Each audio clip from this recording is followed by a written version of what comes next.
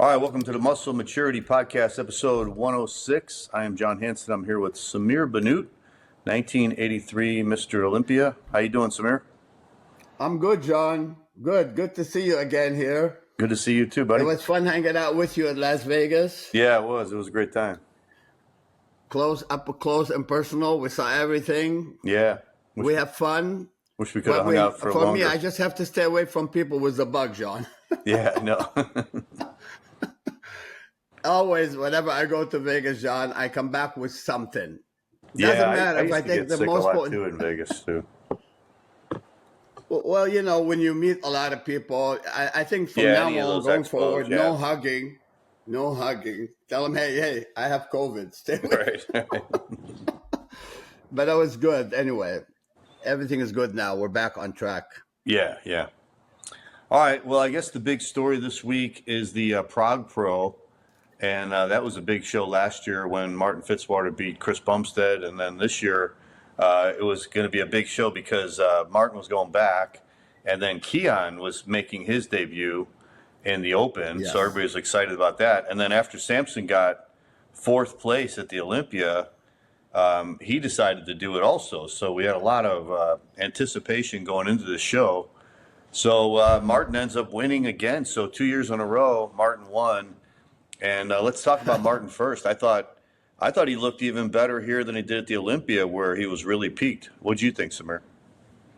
Oh, no doubt about it. You know, I mean, listen, Martin is a warrior, man. He is so passionate, and I kind of feel it. I feel it. He reminds me of myself as far as he loved this game.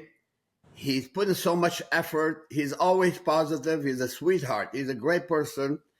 And enjoying it and having fun doing it. And so whatever he's doing with his coach, Stephen. His coach is Stephen, right?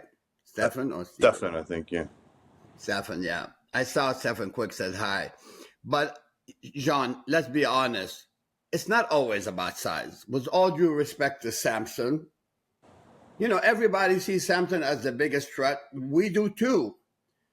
But nowadays, when you have a symmetrical body, you're missing nothing. Like, for example, when you look at Martin, you look at that complete body. He's got calves, hamstrings, thighs. You know, Martin personally told me that one of the judges or two of the judges told him that he needs to improve his legs. Well, you and I saw him. His legs? Right by the elevator. When he hit his legs, I'm like, holy. Yeah, his legs look freaky. I thought he was ready for the war, you know. And that was at the Olympia. And I'm sure in Prague, he did improve. Look at the legs. Come on. You don't tell me that those legs aren't. Yeah, so I'm really happy for him. He is a wonderful warrior. He's, you know, you notice when he poses, he have a full control of his muscle, okay? You can see the confidence. He does it with authority, okay?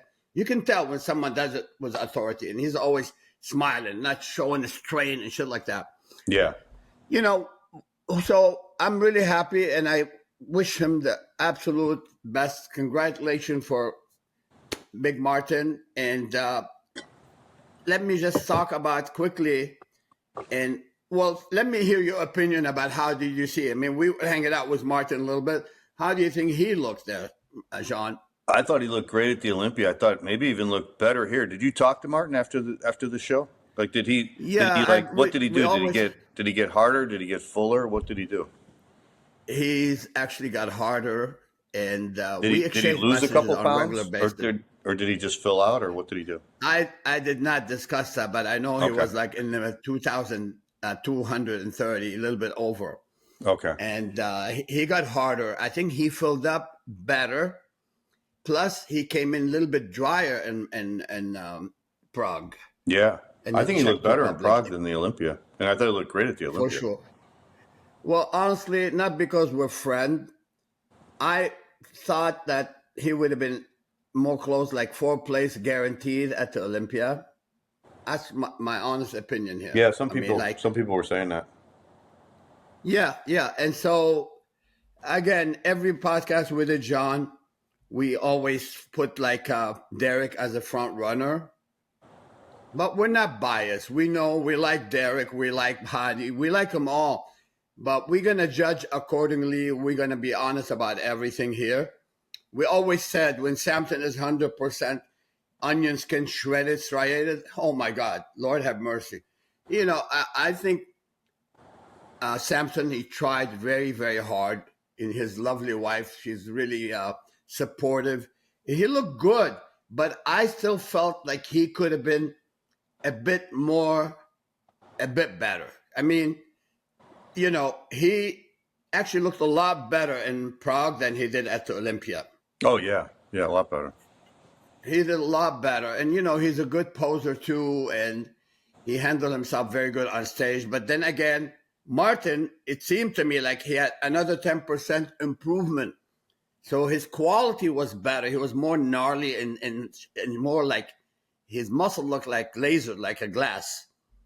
And so therefore he won it deservingly. So with Samson, we were talking about him after the Olympia, and I said that maybe he lost muscle. I think you were saying that he just was flat. So based on how he looked here in Prague, what do you think it was? Do you think he lost muscle when he was prepping for the Olympia, or did he just overdo it and he came in flat? Because he was much bigger here. Well, yeah, he's filled up properly and he looked really good in Prague. I bet you if he had showed up just like that, at the Olympia, yeah, it probably would have been more like it since he was the defending champion. He's massive. He's got beautiful symmetry. Yeah. But I think right now, because he lost that show in Vegas, by placing, he came in fourth place, right? Yeah. I mean, that's a shocker, being Mr. Olympia. Yeah. And why? I mean, let's be honest. It's not lack of effort.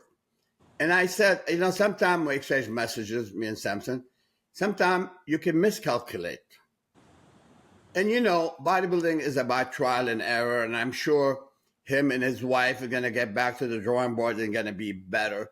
Because, yeah, he was more separated, striated in Prague. He looked better. Yeah. In Prague. So, oh, yeah, he looked a lot better. Had he looked like that at the Olympia, I probably would have won again. Yeah. But what happened, what's different is Martin vastly improved between these two shows. I don't know. You agree?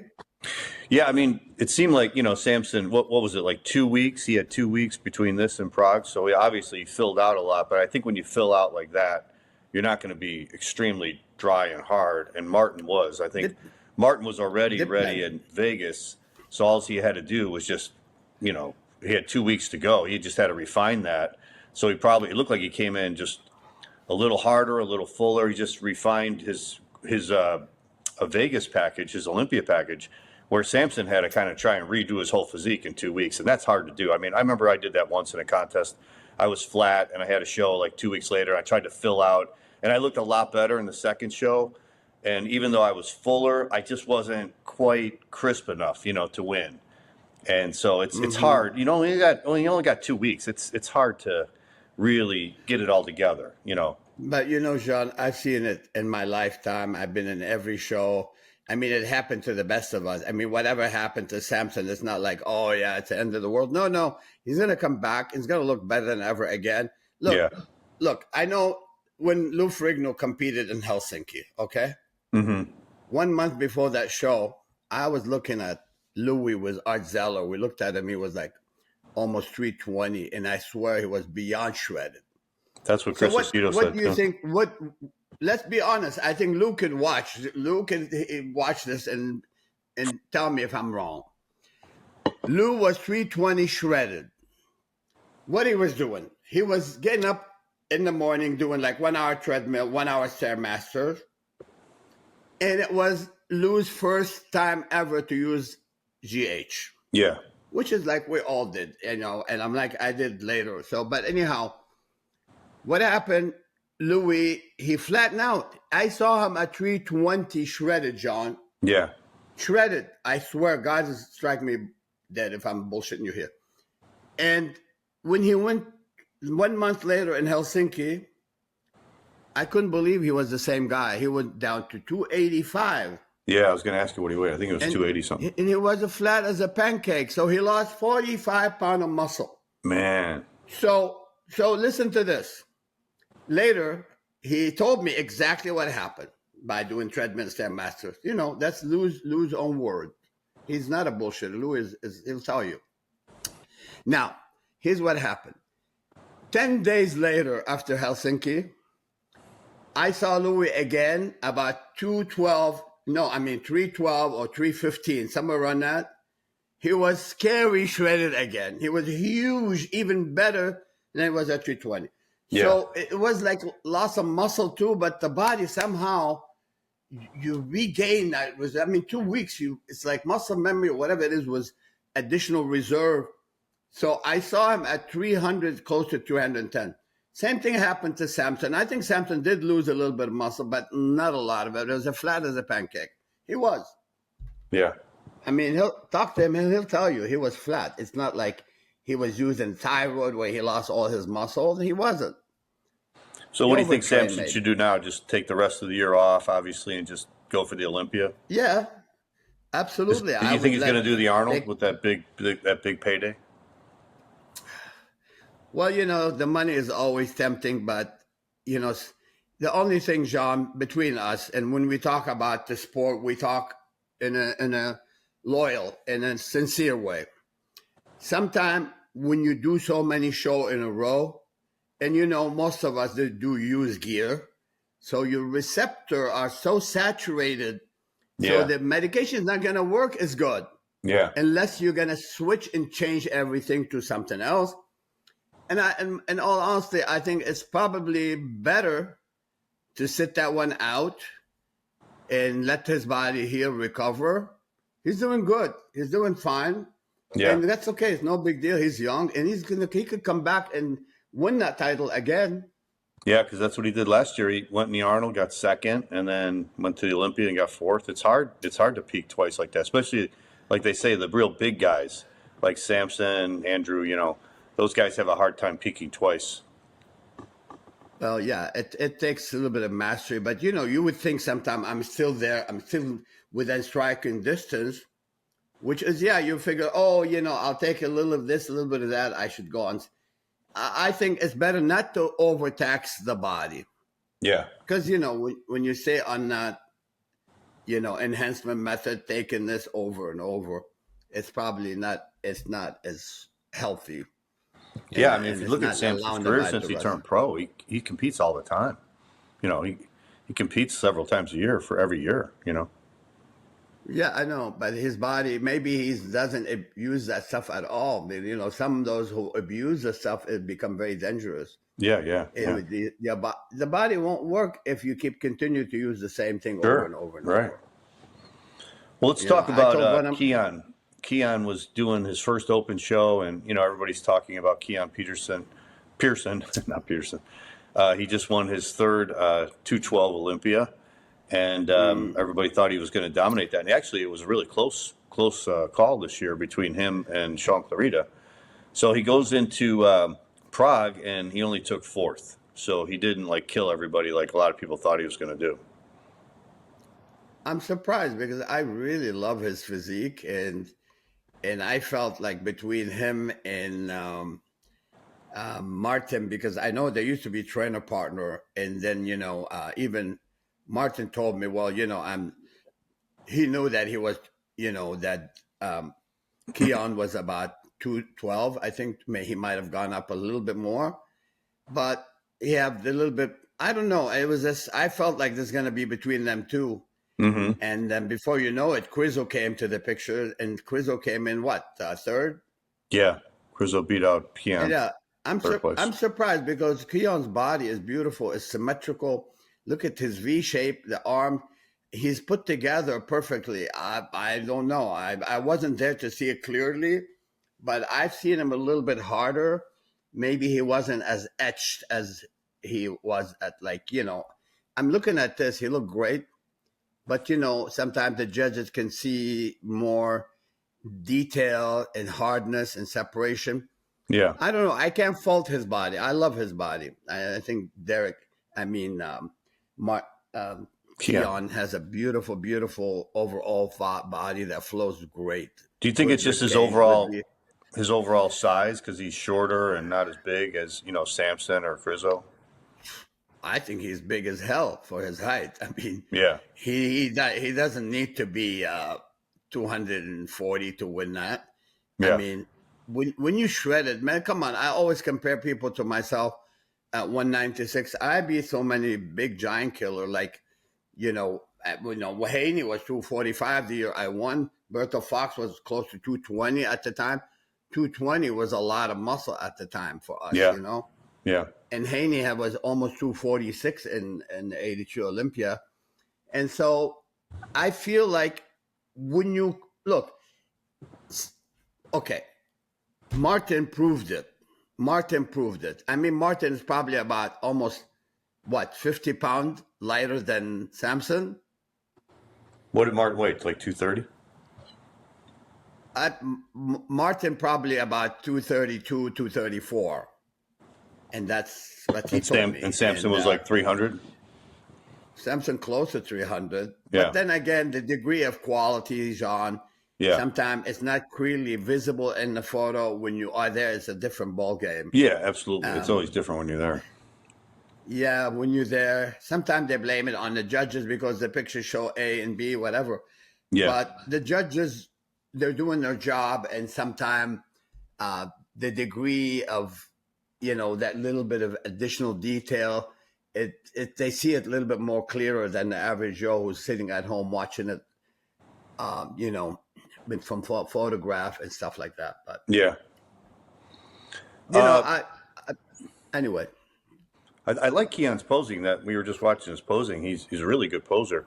The only thing I would suggest is just slow it down a little bit. It looks like he was going from pose to pose, but I like how he does those lunging poses, the kneeling poses. I mean, we need guys who do better posing like that. So he's a real good poser. Yeah, actually, all three. I mean, Samson is a good poser. Yeah. I think Quizzo needed help with that. And I really didn't even talk about Quizzo, who's actually won the British competition 2 weeks before that. Yeah, I think the week before. I think Quizzo's issue, Sean, this time, it was clearly visible that his torso is a little bit long.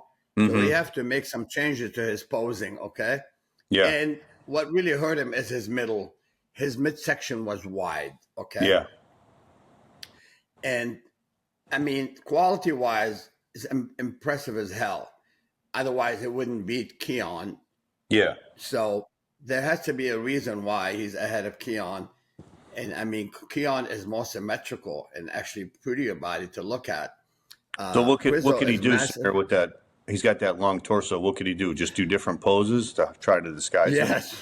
Yeah. Yes, thank you. You said it. That was the answer. You got to find the way to tweak some of your poses. Yeah. And not show straight direct. I mean, if you look, we can see all the detail everywhere. Glute is shredded. Hamstring is cut. Yeah, he's in condition. Everything looks great. Yeah. But you see the oblique sticking out on the side and actually creating more void, and the torso is a little bit long. Yeah. But he's got the best. Long torso, short legs. And John, nobody's going to beat him in the arm department. And look at his glute is striated. Chest is great. In some poses, you can't beat the guy. But when he stands, look at this. See his waist? Look at his waist right there. Yeah, his waist does look wide. Yeah. Well, yeah, I think that is what affected him. And otherwise, his quality, no disrespect to Samson, his quality is better than Samson. Yeah. I'm not joking. I mean, Samson had better body, prettier body. He had more detail and more his condition. It's just sometimes the way God make you cannot do too much about it unless you could outsmart everyone by, like you said, try to tweak the posing and not to show some of those weaknesses. Yeah, it seems like just from that clip we saw, he kind of relaxes a little bit too much, when he's standing there, and then it makes his waist look even wider. Oh, yes, this is the thing. If you know how to stretch his body and make his waist look smaller or tweak a little bit, but sometimes they don't know how to do it, and it looks. See, look at the middle. Yep. It's slightly wide. But what else is wrong? Nothing. Everything else is perfect. Well, I Okay. remember, Nick Walker a couple of years ago when he won the Arnold Classic. He had the same kind of thing. He had short legs, long torso, and he would crunch down on his abs, and he had really good ab development, and he looked great. It made his body look great. Because I remember when he You, first turned pro, he was trying to, trying to do the vacuum and stretching out his torso, and it just didn't look as good. So when he changed the way he posed and crunched down on his abs, it made his body look a lot better. You didn't notice the yeah. longer torso, shorter legs thing as much as, when he was crunching down the abs. Believe it or not, I don't think Nick has a problem with the wide waist, except he have a problem with some kind of inflammatory issue that Mm-hmm. I would say it's visceral fat that affected him a little bit. And I think could that be fixed? In all honesty, yes, it can. But you have to be very, very work with precision to demolish those visceral fat in there, and there's a way to do it. Okay, How do you do and that, it's sir? like, well, I guess you have to avoid certain things in the beginning. Avoid things. I think Nick. I don't know. I haven't really talked to him in detail, but I think he felt like he eats a high amount of food, and I don't think it's the food. I don't think it's the carb. I think it's something else, okay? And Mm-hmm. I know there's a reason why, because I know people, remember, for example, Gary Stridham, right? Mm-hmm. And Edward Kawak. Nobody can eat as much as Edward Kawak or Gary Stridham. Nobody can eat more than them. Yeah. And neither one have a problem with the tummy, but certain people have different genetic or different response to some of the, if let's say most bodybuilders are now using GH, but I think there should be a boundary of how much GH you should use. Anytime you use more than 4 IU, they think it will become like using insulin basically.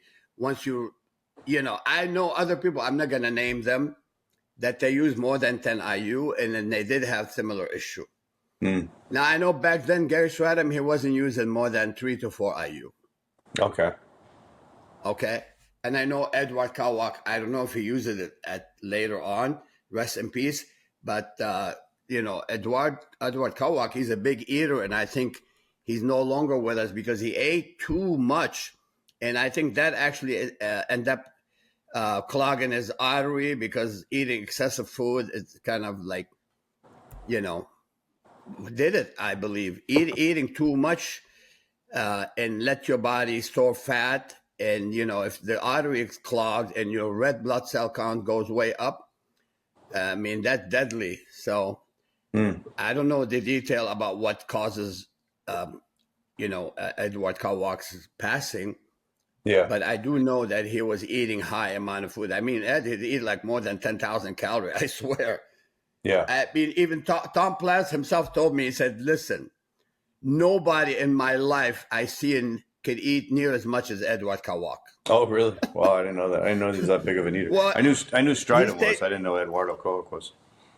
No, he eats a lot. I think, Ed stayed with a friend of mine in Santa Monica. His name Chuck Fagali. Okay. And Chuck told me, he said, dude, he ate like 2 bowls of cereal. He put the whole jar of honey, the whole of it. Wow, that's It's like great. he ate like his breakfast. I'll take me 1 week to eat what he ate one breakfast.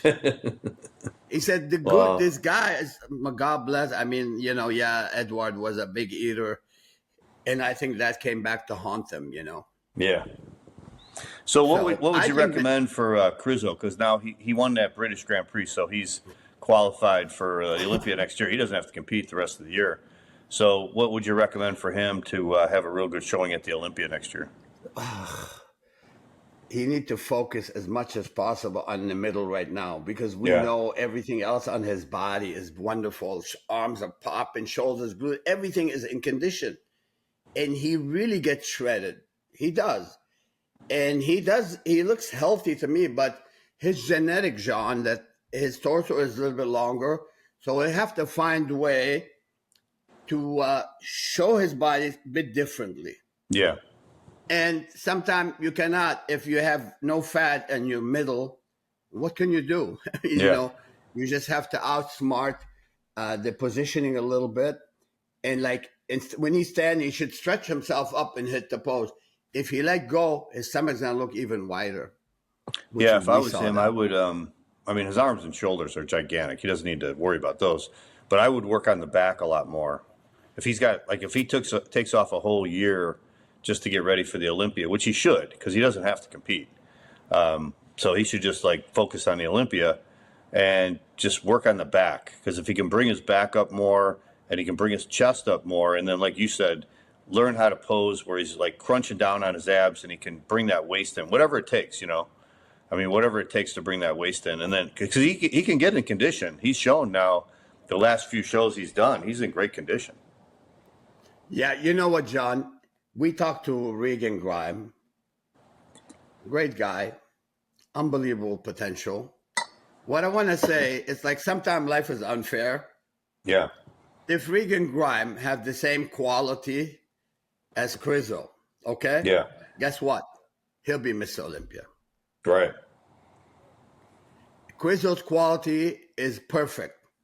His body, that torso, that long torso, which is that's not one of Regan issue. Regan have come a long way in the past couple of years, but I still believe if he get that fullness with that onion skin, like Crizzo, oh my God, I swear he'll be unstoppable. Yeah. And I mean, I know some people gotta say, "Oh, what the hell is Samir's talking about?"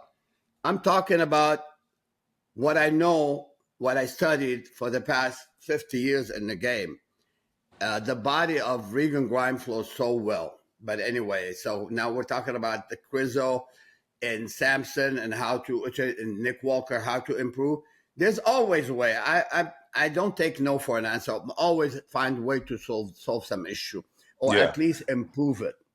Let me just say, if Nick Walker can have that area, that whatever inflammation, whatever thing he have in that stomach, man, listen, when he walked in with that muscle mass, nobody have near the size of Nick Walker.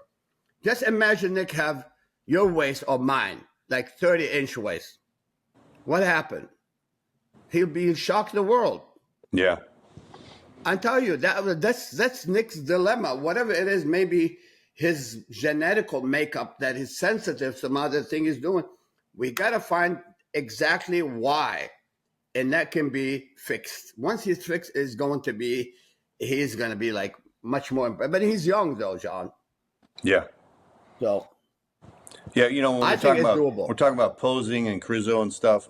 One guy I was thinking of back from the golden era was Muhammad Makawe. Because if you remember, Muhammad was really good when he turned pro, when he won that university, beat Danny Padilla, and he was shredded. And then I remember the first couple Olympias he did, like in the late 70s, he really wasn't doing good. He was a little bit smoother and stuff, and he wasn't a great poser. And then he started working with Vince Gironda, and like in the early 80s, he had this comeback, and that the show you did with Dickerson won in 82. He should have did higher there. And then didn't he win those Grand Prix after? Because he had learned his body, and he was ripped. He got more ripped than he ever was before. And then he was like, he learned how to pose and show his strong points and hide his weak points, right? Can I say something about that, John? I know Vince Gironda, and I know Vince was like insane about the sport. One of the most passionate coaches. Yeah. Vince helped him. He trained with him. He trained him, and he did help him a lot in conditioning. Just remember, Muhammad Makawi came in 7th in the 82 Olympia. Yeah. And now what was missing, John? Could you answer that question? Fullness. You know what happened a week later? He got fuller. Oh my God. He was so much better. It was like a different person. Yeah.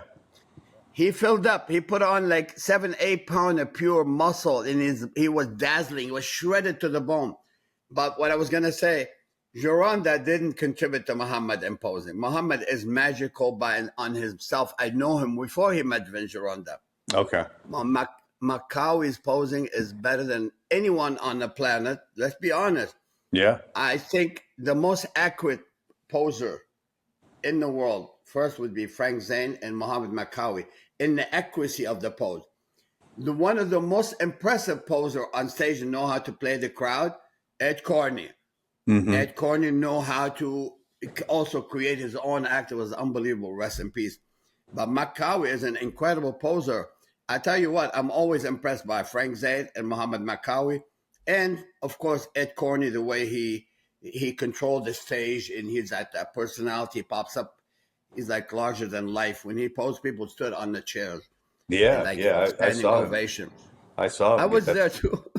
Yeah. He gave me goosebump. Me When I saw too. Corny and I said, "Oh my God, Yeah. that would be wonderful." And then you know what? I was so impressed by how he posed. Then I created a posing routine where I had a standing ovation in Louisiana at the Oh, Grand really? Prix, and I did a posing routine where there's bell and ring, and I like did it and I focused on it. And the more I posed, the more people like were standing on the chairs. I swear that was the strongest ovation. So Wow. yeah, the posing, John, come on, posing it really helps a lot. It Yeah. actually can change the judges when they see like thousands of people going crazy screaming for you. It Yeah. just kind of makes the judges make some changes too, you know? Yeah. And also, like, it helps you with how you score because even though they don't score the free posing, if you know how to control your body and you know how to hit the poses right and the mandatory poses like Urs does, that helps you tremendously in how you're going to place as long as you're in good shape, of course. But it helps tremendously if you know how to present your body correctly. And that's something Crizzo could really learn. I mean, I remember a couple of years ago, when he first started competing and he won the Olympia, he just he was Yeah. really an amateur. So he's getting better. But if I was him and I had months to work on my body for the next contest, I would not only work on my physique, I would also work on my posing. Yes, 100%, John. Like I he should be agree. I mean, practicing every listen, day. If he wants to do better, he needs to practice every day. John, we've been in this game long enough. We're not here. We're not biased. We're not pulling for one particular person. We love everyone and we know what really works. Yeah. And this is the way. I mean, you got to change some approach. Like I said earlier, I know there's an answer for things. I know. As long as you're in good health and you continue to improve and believe in your ability to make it, let's I not too many people kept talking about Nick Walker that he's going to do it. I think Nick Walker did very good at one point, but whatever happened to him at the Olympia, yes, I think he paid the price for that. But guess what? Only God is perfect. So let's come back and put more effort into fixing that issue. I think it's fixable. Well, let's talk about Nick because he's in the news this week because he fired his coach, Kyle Wilkes, I Yeah. believe. And Kyle was with him all year. And Nick said he didn't Didn't like the Kyle way he help him in looked. New York? Huh? Didn't Kyle help him in New York? Yeah, New York and Pittsburgh, yeah. Yeah. And then they So I missed their wonder peak for why. the Olympia. And then after the Olympia, Nick fired him. So what do you think about that? I don't know. There must be a reason. I don't know exactly what it was, but I heard his coach saying that the inflammation in his stomach that caused it. I don't know, Jean. It's very hard. I don't really talk detail with anybody, especially when it comes to that. But I think Nick is smart enough to find out the reason. And I don't know what's going on between him and his coach. I don't know. Well, I I, heard you know. I didn't hear the interview with his coach Kyle, but I did see some parts of it on YouTube or Instagram, I think. And he was Mhm. saying that because it was a 2-day show, and they had to do, the prejudging on Friday night, and then the Saturday night they had to do the finals. He said that was something they didn't have to deal with before, and he had a hard time peaking him for that. I don't know. I don't know. I don't think that's an excuse. I don't know. There could be something else that Nick is more aware of, doesn't want to talk about it openly. Yeah, Could be a reason. I don't know. I think still. I mean, I know we keep talking good and things, but we're not gonna bullshit and say that Nick deserved to win the Olympia or to be in the top three. No, the Nick Walker need to fix that issue. And I think, is it fixable? Yes, it is. Maybe whatever his coach was doing, it did make things worse, not better. And Nick's aware of it. So he expects himself to be more wasted, expected to be tighter. But the fact that he didn't, I don't think it has anything to do with day one or day two. That ruined the peak. I think a good coach could control that. Yeah. Well, I mean, from the outside looking in, I don't know what their plan was, or obviously I didn't talk to Nick or Kyle or anybody, but it just seemed to me like after Pittsburgh, which was so close, and then they did New York like a week later, and that was I think Nick was a little bit off of that. He wasn't as good as Pittsburgh. And then they had several months to get ready for the Olympia, and it just seemed to me, like I said, from the outside looking in, that their plan was, fuck, let's go in big and freaky. Let's just be a freak. Well, when you put on like 8 pounds, which I think he put on 8 pounds, you're not going to be leaner, obviously. You're not going to be all muscle, right? I suspect something, John, happened. I don't want to even talk about it because it's just something it was whatever to do with the gear. And maybe his coach was thinking more mass, like you and I here sitting, we want to talk more class. And the reason why we fought back to get back to talking good about Nick Walker, the Nick Walker that was vastly improved over the past, 4 years ago, we didn't never like his stuff, but then he got back to get better and better and better. But something might have changed before the Olympia in Las Vegas, where they were like focused more on mass. Maybe that actually interfered with that issue where his middle got even worse, not better. Yeah, I think his best look ever was was it 2021 Arnold where he won? I remember that was the year they held the Arnold later in the year. Yeah, it had to be 2021 because COVID started 2020. And I remember it started like the week of the Arnold Classic, and they had to like get rid of they didn't even have an expo that year. And I think they had like a limited audience and stuff. So that wasn't 2020, but it was 2021. They pushed the Arnold all the way back to September, and Nick went into that, and he looked amazing in that show. And I think that was his best look ever. And then I think he went in the Olympia, and he took, was it third or fifth? I can't remember. But that year, I think, was his best look because he had the size, but the abs were rock hard. So like we were talking about that longer torso, shorter legs that Crizzo has, Nick's got the same thing, but he overcame that problem by having those rock hard abs and crunching down on them all the time. And your focus was on his midsection. He had this incredible midsection. Even though his waist might not be the smallest, it didn't matter because he had that detail in his waist because he had that super hard abs. And I think now, since then, I mean, that's what, 4 years ago? So since then, now his waist has gotten bigger. And I think now the focus is on his waist, and I think that's why he's dropping down. Well, I'll tell you, I'm not complaining about his shoulders and arms and back. I mean, I think his quality was pretty much acceptable. They said the issue is in the middle. The issue is in the middle. I mean, come on. We're not going to say something that is not true here. And I'm sure Nick is smart enough to recognize that. And I guarantee you he's working on that already. I mean, I exchanged a couple of messages with Nick in the past couple of days. Okay. And I know he's determined. Nick is determined to come in a shop. I mean, this is the heart of the lion. This is the heart of a champion. You don't roll over and die.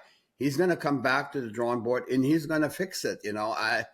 I mean, like I said, we all know only God is perfect. I mean, sometimes we make mistakes, and maybe it is for that reason. Look at that. Oh my God, look at that. Shoulders and arms, untouchable muscle mass. Yeah, we just need to keep the middle right now. But I think, he have enough muscle. Nick doesn't need to gain 1 milligram of muscle. He could actually afford to lose 10 pounds. And guess what? He will be better for sure. Look at that. Who have arms and shoulders and chest that huge? Nobody. And look, the abs are not fat, but there is the visceral fat issue. And if you look at this photo, let me just tell you, shoulders to waist ratio is not bad. But when you turn around and move around, the stomach push out, yes, because The issue was the visceral fat, and not too many people understand what visceral fat. I mean, he's not, to me, even here, he doesn't look fat. His shoulders and arms and chest look solid. He looks gnarly. But without the middle, John, I'm sorry, it's just going to be very, very tough for Nick. He just needs to resolve that issue. Absolutely. He needs that. Yeah, I think everybody agrees. Everybody agrees that's the problem. We're not going to sugarcoat him and say, yeah, Nick is this. No. If he doesn't solve that issue, John, you can forget about making the winner circle. Right. It's just not going to happen. Right. I agree. 100%. Yeah. Let's hope he will. And I think he could. Yeah. Okay. Yeah. All right. Well, I guess we'll wrap it up there, Samir. I know I want to mention, tell all the fans, you got a big birthday next week. November 7th. Don't remind. Man, it's tough turning 50, I tell you, man. Yeah, man, it's a big 70, unfortunately, John. But you know what? It's a number. It's a number. You know, you and I training hard. You take your shirt off. I take my shirt off. I don't look bad at all. Trust me. Yeah. Trust me. I think I have enough separation in my. There you go. Between my biceps and triceps, John. Look at this. There's separation. Yeah, look at that. Some of the Mr. Olympia didn't have the separation, John. Here, listen. Right. I don't know. This maybe for another topic.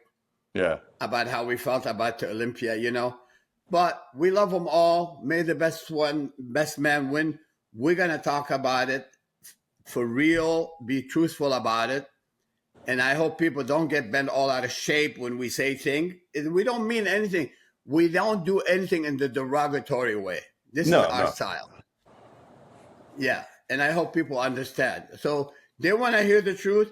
Tune in and jump on board, and we'll tell you the truth every time. Well, we want you to keep it old school, though. Yeah. Well, you're not old, Samir. You're still kicking. You're still training hard. So it's a number. Celebrate another year. Thank God. Hey, look at John. You just won a couple championship. My God, you starting in early 60, and you're kicking ass. Right. Yeah. No, it's just a number. Don't even think about it. It's a number. I saw a guy the other day at the gym. He was, I've seen this guy at the gym before, and he was over there boxing. He's like, they had the heavy bags. They got the section in Powerhouse Gym, where they got the boxing area. And Eddie, one of the owners comes over, and he goes, I was just talking to that guy. He goes, that guy's 90 years old. I'm like, 90 years old? He's wearing a tank top, punching the heavy bag, I mean, I've seen him before. I didn't know he was 90. You could tell he was older, but wow, it's amazing, man. I mean, you can. It's a number. Yeah. It's a number. Our society is changing now. I think everybody is staying in shape now, and we're pushing the age barrier back a little more. I know a guy also at the gym that they told me he's like walking around almost like mid-90. Yeah. I mean, he's not muscular or anything, but he have no fat on him. He looks fairly good. Yeah. I mean, just being in the gim at midnight. Yeah, that's the key. The key is holding on to the muscle, right? And eating right. Have fun. Enjoy life. Don't let anything get under your skin. Right. And and that's the way to do it. Eat right. Yeah. And stay active. So. Anyway, all right, Samir. John. Good talking to you. We'll wrap it up there, and I guess we'll talk next week. So have a good Halloween this weekend. Don't eat too many treats. No trick or treat. We'll have some back for the kids, but that's about it. And we're going to try and get some guests on the show in the next few weeks because we don't have any competitions to talk about. So we'll try to get some Olympians on here and talk to them. We can get whoever. I mean, we talked about Urs want to come on board, and I think we can get Martin. We'd love to talk to Martin. He will tell us what's happening, how he did his thing. I love to hear. He's always, as you know, when we were eating together that night after the Olympia, he's always positive. He's always friendly. He's always sweet person. That's why he's doing well. Yeah. He never complicates things. And he seems like a great guy. Yeah. I got to meet him at the Olympia. Yeah, it would be good to have Martin. We have like Keone and even Nick. We'll get them all. So, good to talk to them. Anyway, John, good chatting with you again. All right. You too, Samir. Have a great weekend, and we'll talk next week. Hopefully we'll see you soon, too. All okay, right. buddy. All right, buddy.